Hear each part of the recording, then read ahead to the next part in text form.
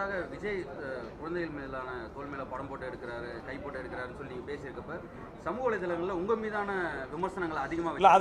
அதை பத்திரிகை நண்பர்கிட்ட பல முறை நான் சொல்லிட்டேன்.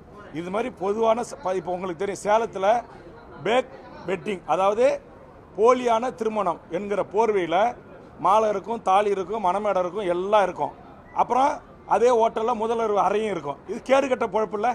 இது எப்படி தமிழ்நாடு அரசுகளை அனுமதிக்கிறீங்க? தமிழ்நாட்டில் இதை எதிர்த்து இன்றைக்கு போராடி தமிழ்நாடு அரசின் கவனத்துக்கு கொண்டு சென்று நான் தடுத்து நிறுத்தியிருக்கிறேன். அதேமாதிரி ஏற்கனவே தமிழ்நாட்டு பெண்கள் அழகா, கேரளா பெண்கள் அழகா, இதே விஜய் தொலைக்காட்சி நடத்த முன் வந்த போது அதை நான் தடுத்து நிறுத்தியிருக்கிறேன்.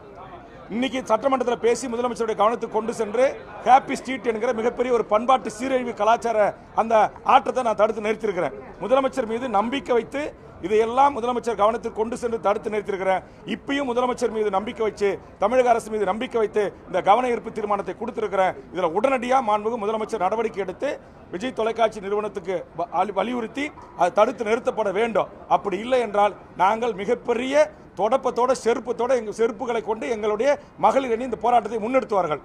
அது ஒரு ஊடகம், அது எத்தனையோ தமிழ் சமூகத்திற்கான நீயா நானா போன்ற நல்ல விஷயங்களை ஆரோக்கியமாக அங்கு விவாதித்திருக்கிறார்கள் என்கிற ஒரே காரணத்திற்காக நாங்கள் இதனால் வரையிலும் பொறுத்தோம். இனியும் பொறுக்க முடியாது. ஒட்டுமொத்தமாக தமிழ்நாட்டு இளைய தலைமுறையை, மாணவர்களை, பள்ளி குழந்தைகளை சீரழிக்கின்ற மோசமான நிகழ்ச்சிகளை தொடர்ந்து நடத்தி கொண்டிருக்கிறது. இதை அனுமதிக்க முடியாது என்கிற அடிப்படையில் இந்த நிகழ்ச்சிக்கு நாங்கள் எங்கள் போராட்டத்தை அறிவித்திருக்கிறோம். அது விமர்சனம் ஐயா பெரியார் மீதோ ஏற்கனவே இருந்த தமிழ்நாட்டுடைய பல தலைவர்கள் மீதோ விமர்சனம் வரும். அந்த விமர்சனங்கள்லாம் பார்த்து நாங்கள் ஒதுங்க முடியாது. என்னை பொறுத்த வரையில் நாங்கள் ஜனநாயக ரீதியாக ஆர்ப்பாட்டம் அறிவிச்சிட்டோம், போராட்டம் நடத்திட்டோம், மனு கொடுத்துட்டோம், சட்டமன்றத்தில் பேசிட்டோம், இப்போ கவன ஈர்ப்பும் கொடுத்துட்டோம். இதுலேயும் எங்களுக்கு தீர்வு கிடைக்கல அப்படி என்றால் நாங்கள் இந்த போராட்டத்திற்கு நடத்த வேண்டிய ஒரு நெருக்கடிக்கு தள்ளப்படுறோம், அல்லது நிறுத்தப்பட வேண்டும் என்கிற நெருக்கடிக்கு தள்ளப்படுறோம். நன்றி.